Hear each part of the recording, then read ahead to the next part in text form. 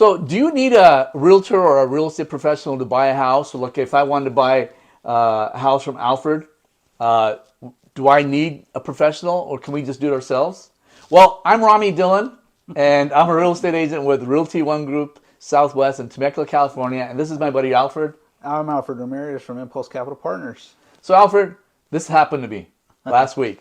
So I met a gentleman who um, bought a house directly through a seller, and they just executed a deed and wrote a little Said he's contract good to down. go. Huh? Said he's good to go. Good to go. Yeah. So he wrote their contract down on a piece of paper, just nothing, Yeah. nothing fancy, and the new buyer took over the payments. So fast forward to me meeting the gentleman. 3 years later, right?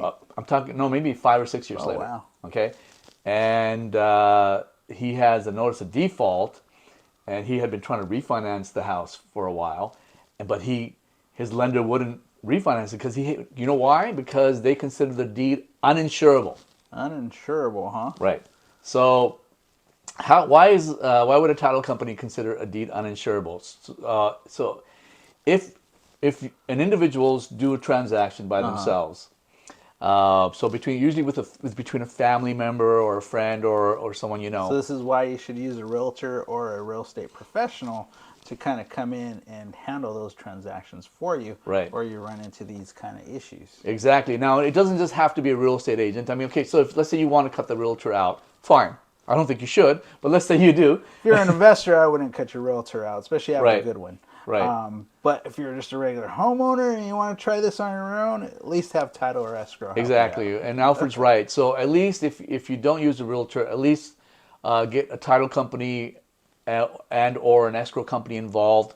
And if you're not in California, probably an attorney. Yeah. Okay. And the reason being is so in this particular situation, the deed was considered uninsurable when this gentleman now wants to resell his house, and he's pressured for time because now he has a notice of default, meaning he's missed a few payments. Well, you can sell it for all cash.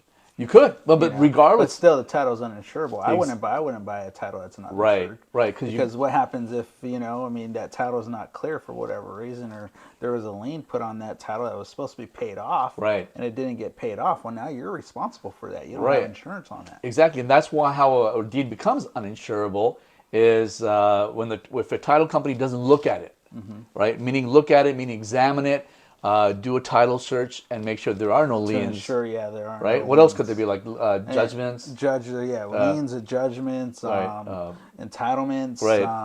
Or that would be. anything related, something like that makes the Yeah. deed uninsurable. So you want to make sure that the title company does that search. So otherwise, when you go to sell that property in the future, you have problems. Yeah, problems. Right? So, but there are ways to cure that.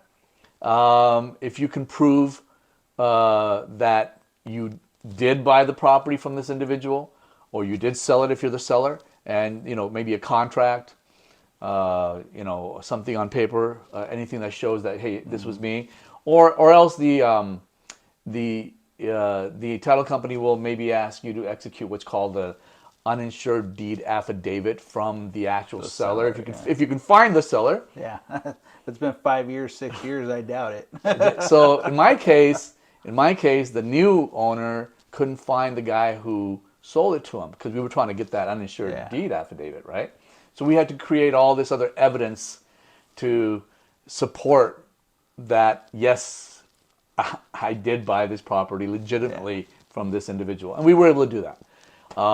And save the gentleman from foreclosing on the house and a lot of equity, a few $100,000 in that house. That he made. Yeah. Yeah. So, and he got off lucky. Right. Because he could have had another lien on that property that he didn't know of. Right. And then that would be, No, he would have to cover that. You're right. I mean, he could have been maybe the previous owner had a judgment on, or that he didn't know of. Right. Some kind of judgment against them, and Right. that's going to go on that property, or a lien that's going to go on that property, and that now he's got to cover that. Right. Exactly. So Always Always. someone help you. have Recommended a realtor. yeah. So if you don't know, if you're not a lawyer, obviously most of us are not, If you don't know how to draw up contracts, which most of us don't, use a real estate professional, a real estate agent like myself, or escrow company, attorney, or title company. All right. Well, I hope you guys enjoyed this video. Awesome. And please give us a thumbs up. Comments in the comment area. If Comments. you guys have any questions, let us know. Subscribe to our channel down there. And we will see you next folks time on the next video.